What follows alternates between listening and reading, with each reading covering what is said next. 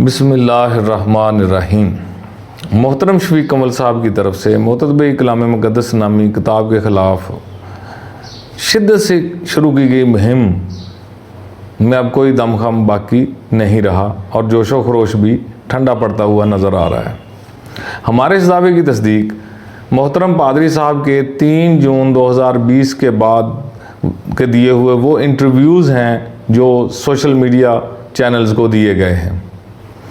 इसके अलावा उनके सरगर्म शागिर्दों ने जो पोस्टें लगाई हैं और जिसमें पादरी साहब की तारीफ़ में ज़मीन व आसमान के कलाबे मिलाए हैं, उनमें भी मोततबे कलाम मुक़द्दस का मौजू सिरे से दब चुका है।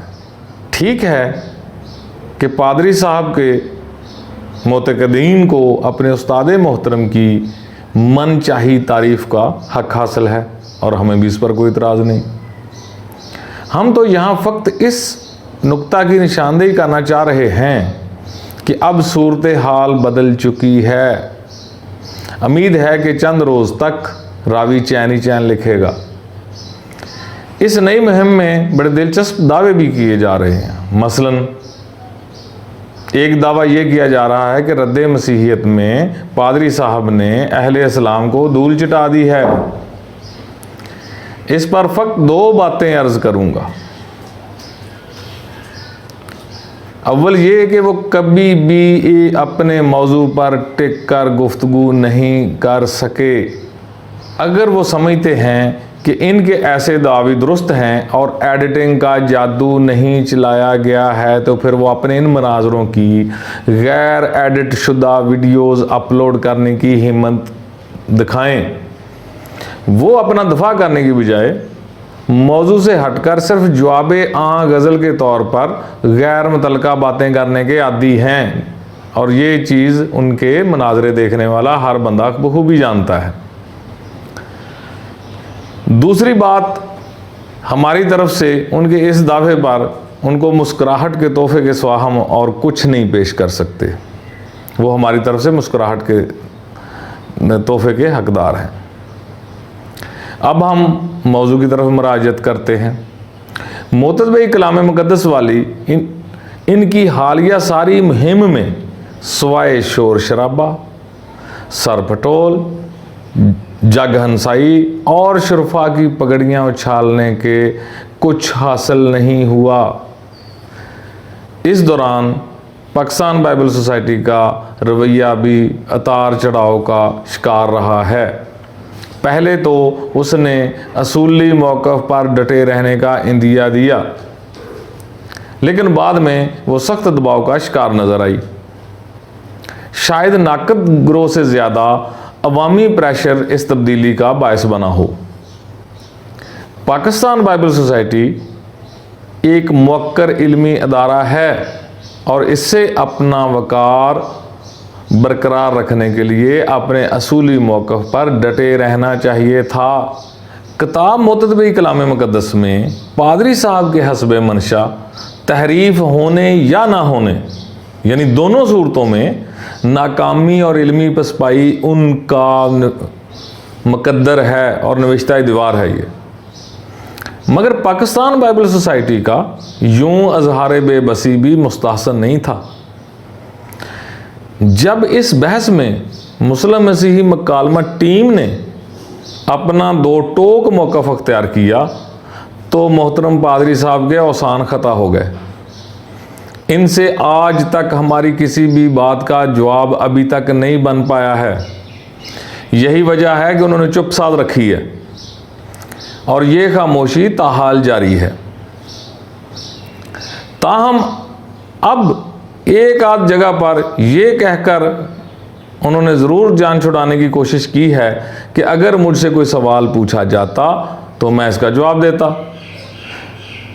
सवाल तो हमने पहले भी बहुत से उठाए थे, जैसा कि हमारा बसरी पैगाम देखने वाले सभी साहब बखूबी जानते हैं, लेकिन शायद पादरी साहब ने इन्हें अमदन नज़रअंदाज कर दिया। मुमकिन है कि हमारे सवालात को तरतीब देने के लिए उनके पास वक्त ही ना रहा हो, इसलिए उनका वक्त बचाने की खातर और पादरी साहब की ख्वाहिश के एहतराम में हमने चंद सवालात दोबारा तरतीब दिए हैं और उनकी खिदमत में पेश कर रहे हैं। ऐसा हमने इसलिए किया है ताकि उनका ये शिकवा दूर हो जाए कि अगर उनसे सवाल पूछे जाते तो वो ज़रूर जवाब दे देते। अब देखना यह है कि इज़्ज़त माब पादरी साहब इन सवालों के वाज़े, दो टोक, गैर तावीली जवाब अनायत फरमाते हैं या नहीं। लेकिन सच्ची बात तो ये है कि हमें उनसे ऐसी कतई तौर पर कोई खुशफहमी नहीं है कि हमें जवाबात देने की जहमत पादरी साहब गवारा फरमाएंगे। अगर पादरी साहब ने पूछे गए सवालात के टू दी पॉइंट जवाबात बात घुमाए फराए बगैर दे दिए तो यकीनन ये इस सदी का सबसे बड़ा मोजज़ा ही होगा। लेकिन इसका इम्कान बहुत कम बल्कि ना होने के बराबर है। आने वाला वक्त हमारे खदशात की तस्दीक कर देगा। अब हम अपने सवालात मोहतरम पादरी साहब के सामने एक तरतीब से रखते हैं। नंबर 1, मोहतरम शफीक कमल साहब ने पाकिस्तान बाइबल सोसाइटी पर करोड़ों अरबों रुपए की बैरूनी फंडिंग से बाइबल मुकद्दस के ख़िलाफ़ साजिश करने का इल्ज़ाम आयद किया था। लामहला उनके पास इस संगीन जुर्म के सबूत लाजमन मौजूद रहे होंगे, वगरना महज ज़न्नो तखमीन से तो ऐसा ज़बरदस्त इल्ज़ाम लगाना मुमकिन ही नहीं था। हम ये समझते हैं कि पादरी साहब इस बात का पूरी तरह से दरक रखते हैं कि इन जैसा ज़ुम्मेदार फ़र्द कच्ची बातें मुंह से नहीं निकाल सकता, और अगर ऐसा करेगा तो उसके नताइज और नुकसान क्या हो सकते हैं। सवाल ये है कि क्या वो ये सबूत कौम के सामने रखेंगे जिनकी वजह से उन्होंने इतनी बड़ी बात कह दी है। अगर रखेंगे तो कब, क्योंकि अभी तक तो वो उन्होंने कोई सबूत अब कौम के सामने नहीं रखा। लेकिन अगर वो नहीं ये सबूत कौम के सामने रखने वाले तो क्यों, सवाल यह है कि क्यों नहीं रखेंगे। अपनी पहली वीडियो में पाकिस्तान बाइबल सोसाइटी के मौजूद सेक्रेटरी जनरल जनाब एंथनी एजाज लमुएल साहब ने चेयरमैन साहब की मौजूदगी में पादरी साहब के बैरूनी फंडिंग के इल्ज़ाम को पूरी कुव्वत के साथ मुस्तरद कर दिया है, और साथ ही साथ उन्होंने अपने अदारे की शफाफियत का बुलंद बांग दावा भी किया है।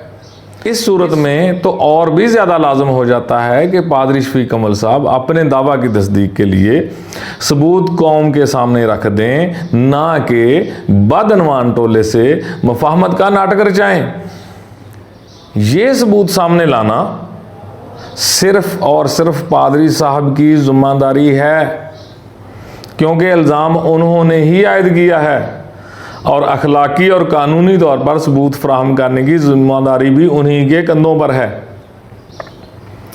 पादरी साहब की असल कामयाबी तो ये होती कि वो इन साजिशी करप्ट अनासर का बासबूत कच्चा चट्टा खोलकर कौम के सामने रख देते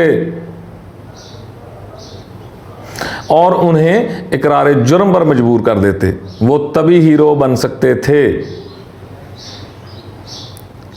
क्या मोहतरम पादरी साहब ऐसा करने में कामयाब रहे हैं या नाकामी उनका मुकद्दर बनी है?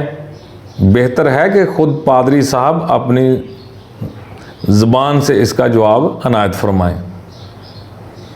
नंबर 2, अगर पादरी साहब मुफाहमत के नाम पर मामलात ठप करते हैं तो याद रखें कि नाम नहाद मुफाहमत का ये अमल पाकिस्तान बाइबल सोसाइटी को तो शायद कोई पनाह मुहैया कर दे, लेकिन पादरी साहब मुकम्मल तौर पर बदनवान, दरोगो और नाकाबिल एतबार साबित हो जाएंगे, और इस बात का उन्हें इदराक होना चाहिए। पादरी साहब इस तावील के पीछे नहीं छुप सकते कि मुफाहमत के बाद ये बयान वापस ले लिया गया है। वो किस असूल और मंतक के तहत ये इल्ज़ामात वापस ले सकते हैं? ऐसे इल्ज़ामात अगर हक़ाइक़ से मावरा और ब्लैकमेल करने के लिए नहीं थे तो फिर इनकी वापसी का सवाल ही पैदा नहीं होता, और ये बात पादरी साहब भी अच्छी तरह से जानते हैं। इनकी जान सिर्फ एक सूरत में छूट सकती है कि वो पाकिस्तान बाइबल सोसाइटी पर लगाए हुए अपने इल्ज़ामात सच साबित कर दिखाएं। इसके अलावा कोई दूसरी राह, कोई दूसरा ऑप्शन उनके पास मौजूद नहीं है। अगर अरबाब PBS अज़राह लुत्फ़ व करम उन्हें माफ़ करने पर आमादा हैं तो ये उनका हक है और उसे चैलेंज नहीं किया जा सकता। लेकिन ये माफ़ी तो गलती तस्लीम करने के बाद ही मुमकिन हो सकती है। गलती तस्लीम किए बगैर माफ़ी क्या माने रखती है? इससे तो बहुत से खदशात जन्म लेंगे। हम पादरी शफीक कमल साहब से पूछते हैं कि क्या आपने अपनी गलती तस्लीम कर ली है? अगर कर ली है तो बराह करम इसकी तस्दीक फरमा दीजिए। अगर आप तस्दीक नहीं फरमाते बल्कि वही मफाहमत वाला रागी लापते हैं तो फिर इसे मफाहमत नहीं मफादात पर मबनी सौदेबाजी कहा जाएगा, जिसमें फ्रीकैन ने कुछ लो कुछ दो के असूल पर अमल पैरा होकर असल मसला पर मट्टी डाली है। इस सारे सवाल का मुख्तसर खुलासा ये है कि या तो पादरी शफीक कमल साहब अपने इल्ज़ामात का सबूत फराहम करें, बसूरत दीगर अपने इल्ज़ामात को ख़ुद ही गलत तस्लीम करें और कौम से माफ़ी तलब करें। वो किस काम के लिए तैयार हैं, बेहतर है कि पादरी साहब आप बता ही दें। नंबर 3, असबात इल्ज़ामात की ज़िम्मेदारी से सरफ़ नज़र करते हुए कौम को मफाहमत का लालीपाप देने की कोशिश की जा रही है। कहीं ऐसा तो नहीं कि मफाहमत के नाम पर ख़ुद मोहतरम शफीक कमल साहब माली मफादात के आगे सरनगू हो गए हैं और इन्हीं साजिशी अनासर से हाथ मिला बैठे हैं जिन पर वो पहले बड़े जज्बाती अंदाज में बरस रहे थे और अब मामला पर मट्टी डालने और लोगों की तवज्जो बटाने के लिए उन्हें मफाहमत की उड़ती चिड़िया दिखाई जा रही है। पादरी साहब को मालूम होना चाहिए कि इल्ज़ामात लगाकर मफाहमत की सौदेबाजी बहुत मारूफ मगर काबिल नफरीन कारोबार है। क्या पादरी शफीक कमल साहब इसी कारोबार में मुलव्वस हो चुके हैं? इल्ज़ामात की तस्दीक या तरदीद के किसी एक अमल के बगैर इस नाम नहाद मुफाहमती सौदेबाजी पर कोई दूसरा रोशनी नहीं डाल सकता सिवाय मोहतरम पादरी साहब के। उम्मीद करता हूँ कि वो ये कन्फ्यूजन दूर फरमाएंगे जिसे फैलाने के वो खुद ही ज़िम्मेदार हैं। इसका ज़िम्मेदार और कोई नहीं है, सिर्फ और सिर्फ पादरी साहब इसके ज़िम्मेदार हैं। क्या फ्रीकैन इल्ज़ामात की तस्दीक व तरदीद का अमल एक जानब रहकर मफाहमत को मशकूक नहीं बना रहे? क्या पादरी साहब ने अदारा हाजा की इन इल्ज़ामात की बाबत की गई तरदीद कबूल फरमा ली है? वाज़े जवाब दरकार है जनाब, वो कुछ तो बताएं। नंबर 4, अगर पादरी साहब ने इनकी अपने इल्ज़ामात बारे तरदीद कबूल फरमा ली है तो फिर ठीक है, लेकिन यहाँ सवाल ये उठेगा कि फिर आपके संगीन इल्ज़ामात क्या हुए, उनके सबूत किधर गए? लेकिन अगर आपने इनकी तरदीद कबूल नहीं फरमाई है तो इन साजिशी अनासर से मुफाहमत चे मानीदार। चलें for the sake of argument मान लेते हैं कि आपने इनकी तरदीद कबूल नहीं फरमाई है, बल्कि इसके बरक्स इन साजिशी अनासर ने अपना जुर्म कबूल कर लिया है। तो फिर इसके बाद इन मुजरमों की पाकिस्तान बाइबल सोसाइटी जैसे बावकार तहकीकी इल्मी और नज़रियाती इदारे में मौजूदगी क्या माने रखती है? इस इकरार के बाद पाकिस्तान बाइबल सोसाइटी के बावकार ओहदों पर फायज इन कौमी मुजरमों का इतबार कैसे किया जाएगा? क्या इसके बाद आपको इनके खिलाफ मजीद तहरीक चलाने की ज़रूरत नहीं थी? जे जाके आप इनसे हाथ मिला रहे हैं। क्या आपसे हाथ मिला लेने के बाद इन साजिशों की साजिश ख़त्म और जराइम माफ़ हो गए हैं? पादरी साहब आप बताइए कि क्या अब आप इन लोगों को हुब्बुल वतनी और पाक दामनी का सर्टिफिकेट जारी कर रहे हैं? अगर ऐसा है तो किस अख्तियार से? लेकिन अगर आपने अपना इल्ज़ाम अपनी गलती तस्लीम करते हुए वापस ले लिया है तो फिर आपको समझने की ज़रूरत है कि ये लोग साजिश के मुजरम नहीं हैं। पादरी साहब, इस सूरत में आप कहाँ खड़े हैं? आपका जो खुद अपना एतबार और वकार मजरू हो रहे हैं, इसके मुतल्लिक आप क्या फरमाते हैं? ये अमर भी बायस हैरत है कि PBS जैसे अदारे ने इंतहाई गलत अंदाज में बिला सबूत ऐसे घिनौने इल्ज़ामात आयद करने वाले पादरी साहब के खिलाफ हद के इज़्ज़त का दावा क्यों नहीं किया? क्या इसे हम पाकिस्तान बाइबल सोसाइटी जैसे मोहतरम अदारे के आली वकार अरबाब इख्तियार की वसअत क़ल्बी और आली ज़रफ़ी समझे कि इतने संगीन इल्ज़ामात बिला सबूत आयद करने के बाद वो आपकी इज़्ज़त अफजाई की खातर आपके हमरा एक मेज़ पर बैठ गए हैं? क्या ये उनकी आली ज़रफ़ी है या इसके पसे पर्दा कोई और वजह भी है?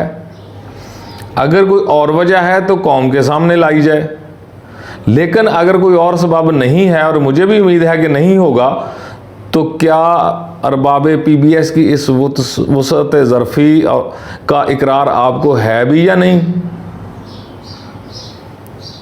क्या इस आली ज़रफ़ी के शानदार मुज़ाहरा के बाद पादरी साहब खुद अपने आप को इनके सामने कोताह कामत महसूस कर रहे हैं या नहीं? अगर नहीं तो क्यों? क्या आपसे हाथ मिलाने के बाद कौमी मुजरम नहाए धोए हर आलाइश पाक साफ हो जाते हैं? क्या इस दौर में इंटेलिजेंसिया बांटने का हक अब आपको अता हो गया है? अगर ऐसा है तो फिर शायद दीगर करप्शन किंग्स को भी आपसे रजू कर लेना चाहिए। नंबर 5, अगर आप अपने इन इल्ज़ामात का सबूत देने से कासर हैं, तो क्या आप अपना ये जुर्म तस्लीम करते हैं कि आपने ये इल्ज़ामात महज पाकिस्तान बाइबल सोसाइटी को घेरने और दफा पर मजबूर करने के लिए आयद किए थे और इनमें कोई हकीकत सिरे से थी ही नहीं? यानी कि ये इल्ज़ामात मफादात की सौदेबाजी के लिए एक हथियार के तौर पर इस्तेमाल किए गए थे। अगर आप ये सच्चाई तस्लीम कर लेते हैं तो फिर क्या इसके साथ ही आपको ये भी नहीं मानना पड़ेगा कि आपने जो तरीक़ाकार और रवैया अख्तियार किए रखा वो सिरे से ही गैर कानूनी, गैर अखलाकी और गैर इंसानी था? और क्या इसके लिए बजाय मुज़ाकरात की मेज़ पर होने के आपको इंसाफ के कटहरे में खड़ा नहीं होना चाहिए था? नंबर 6, क्या मोतदबी कलाम मुक़द्दस की वसी पैमाने पर अशायत के बाद और असल किताब डिस्कवर दी बाइबल की मौजूदगी में इसमें तहरीफ करवाने के लिए वावेला आपकी इल्मी शिकस्त की दलील नहीं है कि आप इन मकामात का बादलाइल रद्द या जवाब देने से बहरसूरत का असर है? नंबर 7, आपने 3 बार अरबाब पाकिस्तान बाइबल सोसाइटी पर यह इल्ज़ाम आयद किया है कि वो तहरीफ बाइबल के कायल हैं। क्या आपका ये बयान दुरुस्त है? अगर दुरुस्त है तो बराह करम इसकी तस्दीक फरमा दीजिए, क्योंकि सेक्रेटरी जनरल एंथनी लेमुएल साहब तो फरमाते हैं कि वो तहरीफ बाइबल के कतई तौर पर कायल नहीं है। आपके अपने बयान की सदाकत आपकी वाज़े तस्दीक की मुतकाज़ी है। याद रहे कि इसके बाद आपकी सेक्रेटरी जनरल साहब से मंसूब बातें या तो झूठ का पलंदा साबित होंगी या सच्ची। इसलिए पादरी साहब खूब सोच समझ कर जवाब दीजिएगा।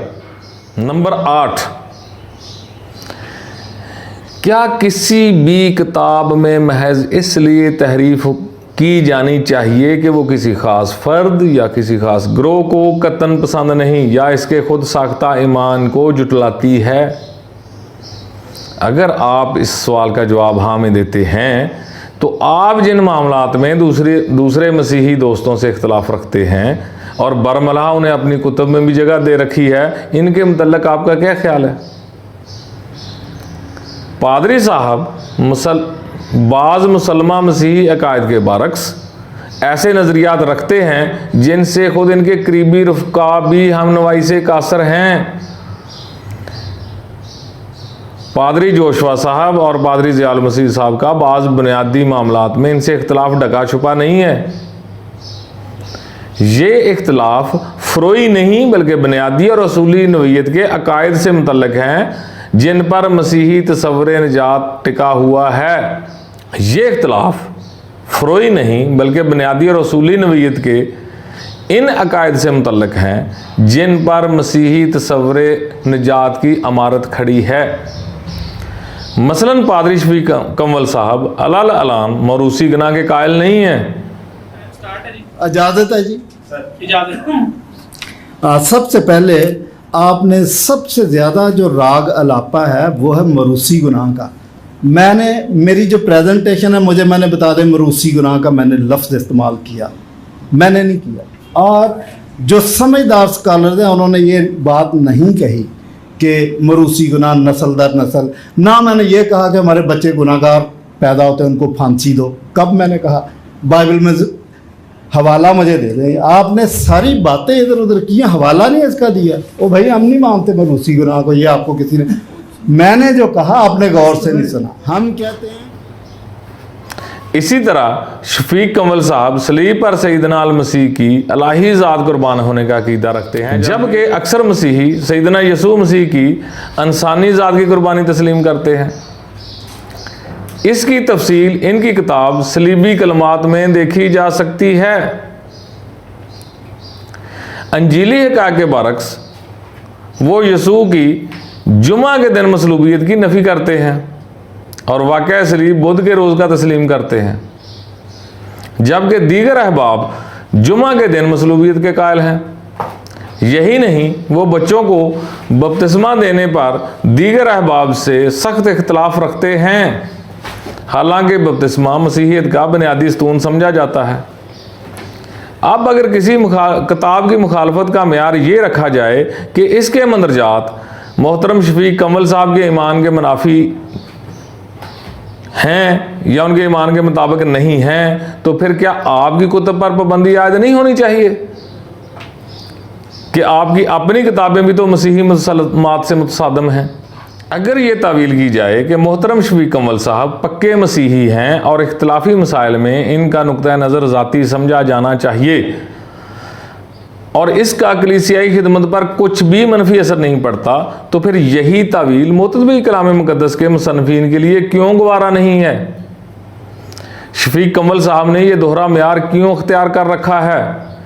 क्या इसके पसे पर्दा वाहद ख्वाहिश यही नहीं कि आम मसीही मोमिनीन को सच्चाई से नावाकिफ रखा जाए ताकि आपकी रोज़ी रोटी में फ़र्क ना आए? अगर आप अपनी राय के दफा में तावील या दलील ला सकते हैं तो फिर दूसरे इस हक से क्यों महरूम रहें, ख़ास तौर पर मुततबी कलाम मुक़द्दस के मुसन्निफ़ीन?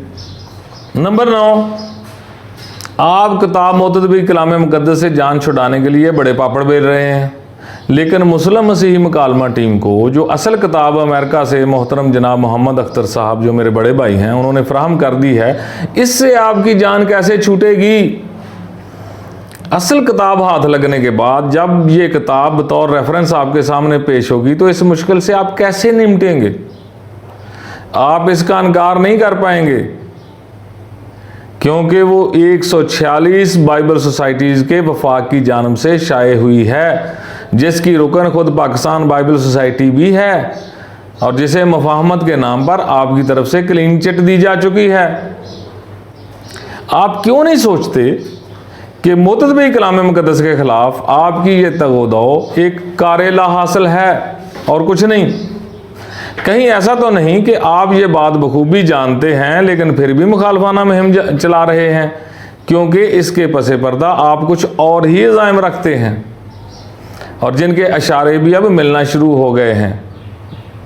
एक दो मिसालें अर्ज़ कर देता हूँ कि मसलन पाकिस्तान बाइबल सोसाइटी में आपको या किसी आपके करीबी दोस्त को ओहदा दिया जाए, किंग एडवर्ड मेडिकल कॉलेज का वो शायद वो पोस्ट लगी थी, कोई इस किस्म की बातें चल रही हैं। ये सवाल इसलिए पूछा गया है कि अगर आप पाकिस्तान बाइबल सोसाइटी में कोई ओहदा पाने में कामयाब हो गए तो क्या आप मुततबी कलाम मुक़द्दस और डिस्कवर दी बाइबल पर पाबंदी याद कर देंगे? अगर हाँ, तो आप मातहत अदारा में बैठकर फेडरेशन को कैसे डिक्टेशन दे सकेंगे? क्यों आप लोगों को बेवकूफ़ बना रहे हैं? आपको बताना चाहूँगा कि एक तनख्वाहदार फर्द होने के नाते आप तो चूं करने की पोजीशन में भी नहीं होंगे। मुलाजम आकाओं की पॉलिसी पर अमल पैरा होता है, उन्हें अपने हुक्म का पाबंद नहीं कर सकता। क्या आपने सैयदना यीशु अलैहिस्सलाम मसीह का ये इरशाद मुबारक कभी नहीं सुना कि नौकर मालिक से बड़ा नहीं होता? पादरी शफीक कमल साहब को बरादराना और आजाना मशवरा देता हूँ कि वो हमा वक्त शोर शराबा मचाने की तरफ ही ध्यान ना लगाए रखें, बल्कि वो कभी कभी इंजील मुकद्दस की तिलावत भी फरमा लिया करें। पादरी साहब से पूछना पड़ेगा कि क्यों आप सब कुछ जानते हुए महज ज़ाती मकासद के लिए कौम को इंतशार में धकेल रहे हैं।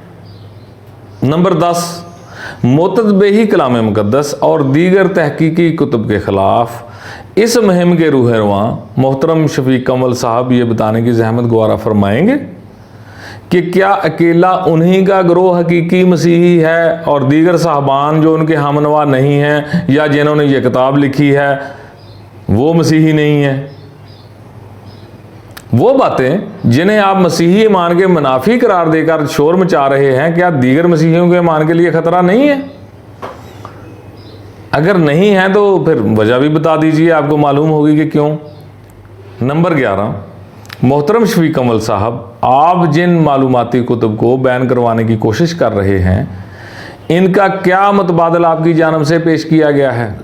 स्वाय मुनाजराबाजी के, जिसमें आपके घिसे पिटे बेजान दलाइल होते हैं, आपने कौन सी ऐसी इल्मी खिदमत सर अंजाम दी है जो मुत्तहिदा बाइबल सोसाइटीज़ के म्यार पर पूरा उतरती हो और बाइबल मुकद्दस के तलबा के लिए मालूमात का ख़जाना साबित हो और वो जिसे रेफरेंस के तौर पर भी इस्तेमाल कर सकें? आपकी किताबों से तो आपके चहेते शिगिर्द इत्तफाक नहीं करते, तहकीकी कामों में वो खाक रेफरेंस बुक्स का दर्जा हासिल करेंगी। क्या आप अभी तक ये समझ रहे हैं कि लोग अब भी तारीख दौर या डार्क एज में रह रहे हैं, जहां इस किस्म के हथकंडों से रोशन ख्याली और सच्चाई के सामने पादरी साहबान बांध लिया करते थे? क्या आप कभी इंसाइक्लोपीडिया के मानी से और इसमें शामिल मज़ामीन के म्यार से अपने सामीन को कभी आगाह करने की जुर्रत करेंगे? नंबर 12, आखिरी सवाल। पादरी साहब को याद होगा कि मुफाहमत के वक्त क्या कहा गया था? कहा गया था कि फ्रीकैन एक दूसरे के खिलाफ बयानबाजी नहीं करेंगे, लेकिन इस शिक की खिलाफ वर्जी खुद पादरी शफीक कमल साहब की तरफ से ही हो रही है। क्या पादरी शफीक कमल साहब अपने आप को अहद का पाबंद नहीं समझते? वो अपना किया हुआ वादा निभाने को खातर में नहीं लाते इस बात को कि वो उन्हें वादा निभाना चाहिए? क्या पादरी शफीक कमल साहब इसकी वजह बताएंगे? उम्मीद है कि पादरी शफीक कमल साहब इन सवालों के जवाब देने की जहमत गवारा फरमाएंगे ताकि कौम में जो इस वक्त उनके तर्ज अमल से इंतशार फैल रहा है वो दूर करने में मदद मिल सके। अल्लाह हाफिज़।